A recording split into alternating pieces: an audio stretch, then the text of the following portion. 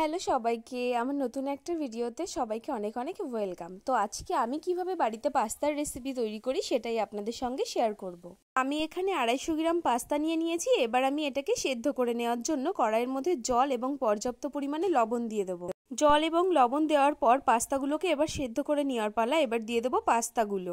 এবার পাস্তাগুলোকে হালকা একটু নেড়ে চেড়ে ওপর দিয়ে ঢাকা দিয়ে দেবো, যাতে পাস্তাটা ভালো করে সেদ্ধ হয়। পাস্তা সেদ্ধ হতে বেশিক্ষণ টাইম লাগে না, 5 থেকে 6 মিনিট সেদ্ধ করলেই হয়ে যায়। কিন্তু এর মধ্যে মনে রাখতে হবে 2-3 বার ঢাকাটা তুলে একটুখানি নাড়িয়ে দেখতে হবে যে নিচে দিয়ে লেগে যাচ্ছে কিনা। তো এই যে 5 মিনিট মতো সেদ্ধ করার পরে আমাদের পাস্তাটা সেদ্ধ হয়ে গেছে।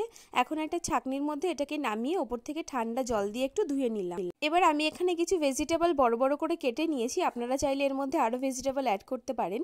আর এখানে 2টো ডিমের মধ্যে একটুখানি লবণ দিয়ে নাড়িয়ে চাড়িয়ে ডিমটাকে এখন ভেজে তুলে নেব।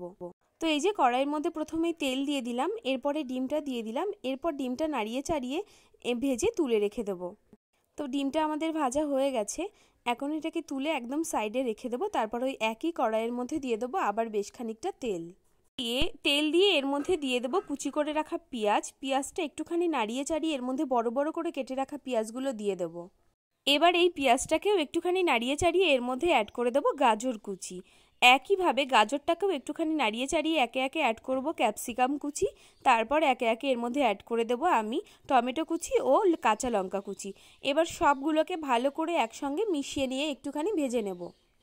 তো এই যে একটুখানি মিশিয়ে আমাদের ভেজে নেওয়া কমপ্লিট। বেশি একদম ভাজা যাবে না। এরপরে একটুখানি লবণ দিয়ে দেবো ওপর থেকে।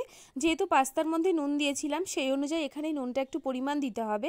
আর যেহেতু সসের মধ্যেও নুন থাকে সেই অনুযায়ী লবণটা অ্যাড করতে হবে। এরপর অ্যাড করে দিলাম হাফ বাটি মতো সয়া সস, হাফ বাটি মতো চিলি সস, হাফ বাটি মতো এখানটায় দিয়ে দিলাম chilli sauce, green chilli sauce আর হচ্ছে টমেটো সস। আর এখানটায় অ্যাড করেছি সয়া সস। এরপর এর মধ্যে 250 গ্রাম পাস্তার জন্য 2 চামচ মতো পাস্তা মশলা অ্যাড করব।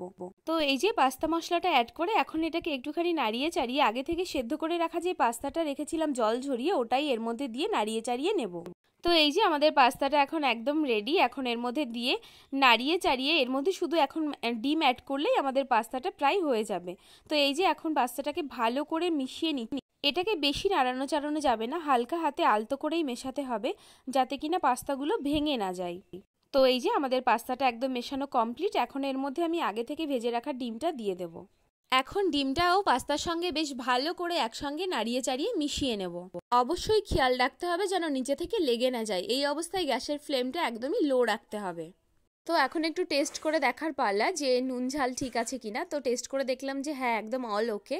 তো এখন এটাকে নামিয়ে সার্ভ করে নিলেই হয়ে যাবে আমাদের পাস্তা রেডি। তো এই যে পাস্তাটাকে এখন নামিয়ে নিচ্ছি। আপনারা চাইলে বাড়িতে এইভাবে একবার পাস্তাটা ট্রাই করে দেখবেন, জাস্ট অসাধারণ খেতে হয়। তো কেমন লাগলো ভিডিওটা অবশ্যই জানাবেন। আর অবশ্যই যদি ভালো লেগে থাকে চ্যানেলটাকে সাবস্ক্রাইব করে পাশে থাকবেন। যদি এইরকম ভিডিও আরও দেখতে চান তাহলে অবশ্যই একটা লাইক করে শেয়ার করে দেবেন। Thank you for watching.